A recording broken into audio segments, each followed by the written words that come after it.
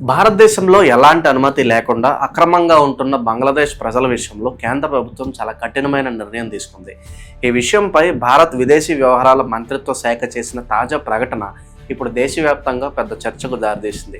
అసలు ఏం జరుగుతుంది, మన ప్రభుత్వం ఎలాంటి పనులు చేయబోతుంది అనే విషయాల్లో మనం ఈ ఆర్టికల్లో చాలా వివరంగా తెలుసుకుందాం. చాలా కాలంగా మన దేశంలో అక్రమంగా చొరబడిన బంగ్లాదేశీయుల గురించి రోజు ఏదో ఒక చర్చ జరుగుతూనే ఉంది. అయితే ఈసారి ప్రభుత్వం కేవలం మాటలు చెప్పి ఊరుకోకుండా నేరుగా పనులు మొదలుపెట్టింది. భారత విదేశీ వ్యవహారాల మంత్రిత్వ శాఖ బంగ్లాదేశ్ ప్రభుత్వానికి ఒక చాలా స్పష్టమైన మెసేజ్ పంపింది. మన దేశంలో అక్రమంగా ఉంటున్న తమ దేశ ప్రజలను వెంటనే తిరిగి వెనక్కి తీసుకోవాలని, ఆ పంపించే పనిని మరింత వేగంగా చేయాలని చెప్పి ఇండియా గట్టిగా అడుగుతోంది. ప్రస్తుతం దాదాపు 2862 మందికి పైగా బంగ్లాదేశ్ వాళ్ళ వివరాలను చెక్ చేసే పని బంగ్లాదేశ్ ప్రభుత్వం దగ్గర ఇంకా పూర్తి కాకుండా అలాగే పడి ఉందని మన దేశం వాళ్ళకు గుర్తు చేసింది.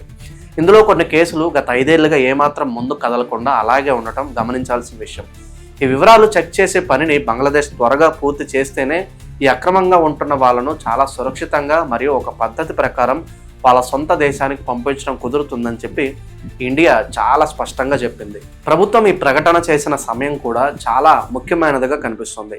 పశ్చిమ బెంగాల్ రాజకీయాల్లో వస్తున్న మార్పులు మరియు అక్కడ బీజేపీ పార్టీ బలం పెరగడం లాంటివి కూడా దీనికి ఒక కారణం కావచ్చు. బెంగాల్లో ప్రభుత్వం మారితే ఇలా అక్రమంగా వచ్చి ఉంటున్న వాళ్ళ పట్ల చాలా కఠినంగా ఉంటారనే విషయం అందరికీ తెలిసిందే.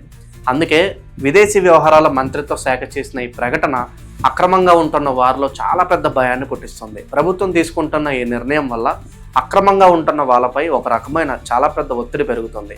వాళ్ళకు ఇప్పుడు ఏం చేయాలో అర్థం కాని పరిస్థితి ఏర్పడిందనే చెప్పాలి.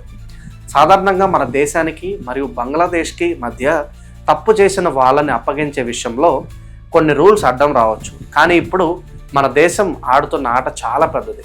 ప్రభుత్వ ప్రకటన చూస్తుంటే అక్రమంగా వచ్చిన వాళ్ళు ఎవరికి వాళ్ళే భయపడిపోయి తమంతట తామే మన దేశం వదిలిపెట్టి వెళ్ళిపోయే పరిస్థితిని ప్రభుత్వం కల్పిస్తున్నట్లుగా మనకి స్పష్టంగా కనిపిస్తుంది. ఎందుకంటే ఒక్కసారి పోలీసులకు పట్టుబడితే జీవితాంతం జైలు లాంటి పెద్ద గదుల్లో ఉండిపోవాల్సి వస్తుందని వాళ్ళు కూడా భయపడుతూ ఉన్నారు. అటువంటి కష్టమైన జీవితం గడపడం కంటే ప్రాణాలతో తమ దేశాలకి పారిపోవడమే మంచిదని చెప్పి చాలామంది అనుకుంటున్నారు. బంగ్లాదేశ్కి చెందిన కొందరు నాయకులు కూడా ఇప్పటికే దీనిపై మాట్లాడారు. మన దేశంలో ఉంటున్న వాళ్ళు ఒక్కసారిగా పెద్ద సంఖ్యలో తిరిగి వాళ్ళ దేశానికి వస్తే అక్కడ వాళ్ళు ఉండటానికి చోటు, తినడానికి తిండి లేక చాలా పెద్ద సమస్య వచ్చే అవకాశం ఉంటుందని చెప్పి వాళ్ళు కూడా కంగారు పడుతూ ఉన్నారు. మరోవైపు మన 2 దేశాల బోర్డర్ దగ్గర కూడా పరిస్థితి చాలా మారిపోతుంది. మన దేశం నుంచి వాళ్ళ దేశానికి వెళ్ళిపోయే వారిని మన సైనికులు పెద్దగా అడ్డుకోకుండా వాళ్ళని ఈజీగా వెళ్ళిపోవడానికి దారి ఇచ్చే అవకాశం ఉందని తెలుస్తుంది.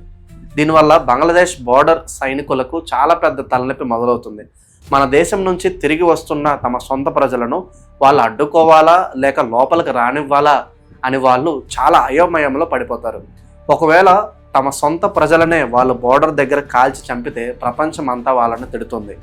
అదే రానిస్తే వాళ్ళ దేశంలో జనాలు పెరిగిపోయి సమస్యలు వస్తాయనే భయం వాళ్ళకి ఉంటుంది. అటు చూస్తే నొయ్యి, ఇటు చూస్తే గొయ్యి అన్నట్లు తయారైంది బంగ్లాదేశ్ పరిస్థితి. ఇంకొక ముఖ్యమైన విషయం ఏమిటంటే ఈ అక్రమంగా వచ్చిన వాళ్ళ వల్ల మన దేశంలో వనరుల మీద, అంటే మనకు దొరికే నీరు, కరెంటు, ఉద్యోగాలు లాంటి వాటి మీద చాలా భారం పడుతుంది. మన పన్ను కట్టే ప్రజల డబ్బు వీళ్ళ కోసం ఖర్చు చేయాల్సి వస్తుంది. ఇది ఏమాత్రం న్యాయం కాదు. అందుకే ప్రభుత్వం ఈ నిర్ణయం తీసుకుంది. ఇలాంటి వాళ్ళను వెనక్కి పంపడం వల్ల మన దేశ ప్రజలకు మరింత మేలు జరుగుతుందని ప్రభుత్వం నమ్ముతోంది. ఇది మన దేశ భద్రతకు కూడా చాలా మంచిది. ఎందుకంటే ఎవరో తెలియని వ్యక్తులు మన దేశంలోకి వచ్చి ఉండటం వల్ల కొన్నిసార్లు దొంగతనాలు, ఇతర నేరాలు పెరిగే అవకాశం కూడా ఉంటుంది. కాబట్టి వాళ్ళను పంపించేయడమే అన్ని విధాలా సరైన నిర్ణయం. మొత్తానికి భారత ప్రభుత్వం తీసుకున్న ఈ నిర్ణయం అక్రమంగా వచ్చిన వాళ్లకు ఒక గట్టి వార్నింగ్ లాంటిది. పర్మిషన్ లేకుండా మన దేశంలో ఉండటం ఇకపై ఏమాత్రం కుదరదని, పోలీసుల యాక్షన్ కూడా స్పీడ్గా ఉంటుందని కేంద్ర ప్రభుత్వం ఖచ్చితంగా తేల్చి చెప్పింది. ఈ పని వల్ల రాబోయే కొద్ది రోజుల్లోనే వేల సంఖ్యలో అక్రమంగా వచ్చిన వాళ్ళు తిరిగి బంగ్లాదేశ్కు పారిపోయే అవకాశం కూడా చాలా ఎక్కువగా ఉంది. మన దేశం తన భద్రత విషయంలో ఎంతో సీరియస్గా ఉందో ఈ పనుల ద్వారా మనకి బాగా అర్థమవుతుంది. ఇది కేవలం ఒక రాజకీయ విషయం మాత్రమే కాకుండా మన దేశం యొక్క భద్రత మరియు మన ఆస్తుల రక్షణకు సంబంధించిన చాలా పెద్ద నిర్ణయంగా మనం అనుకోవచ్చు. ప్రభుత్వం ఎక్కడా వెనక్కి తగ్గకుండా ఈ సమస్యను శాశ్వతంగా, అంటే ఇంకెప్పటికీ లేకుండా పూర్తిగా పరిష్కరించాలనే చాలా గట్టి పట్టుదలతో ముందుకు వెళ్తుంది. ఈ పని పూర్తయితే మన దేశం మరింత భద్రంగా ప్రశాంతంగా ఉంటుంది.